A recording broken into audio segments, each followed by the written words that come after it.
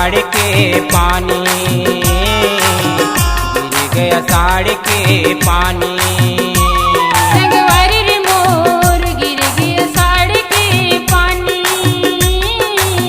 गिर गया साड़ के पानी। झिम झिम बरसे पानी, टपक टपक चूहे छानी। झिम बरसे पानी, टपक टपक चूहे छानी। संगवारी रे मोर गिर गया साड़ के पानी, गिर गया साड़ के पानी। संगवारी रे मोर गिर गया साड़ के पानी, गिर गया साड़ के पानी।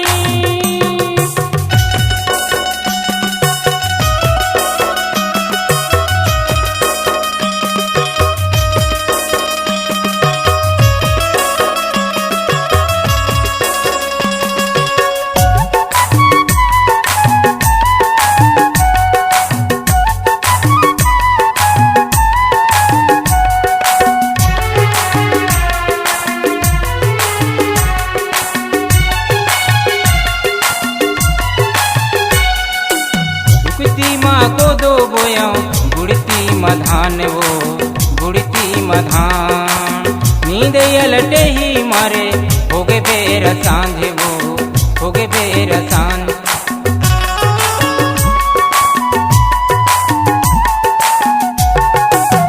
उगती माँ को दो बोले बुढ़ाती मधान गा, बुढ़ाती मधान। नींद उलटे देवे होगे वीर सांझ गा, होगे वीर सांझ। संगवारी रे मोर गिर गया साड़ के पानी, गिर गया साड़ के पानी।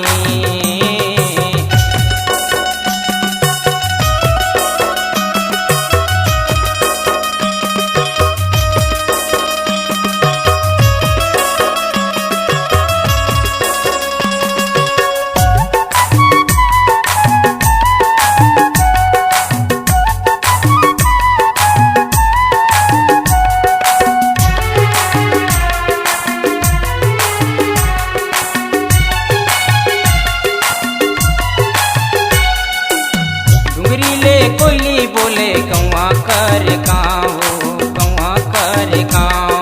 नहीं तो देखे संग सहेली काकर सन जावा, काकर सन जावा।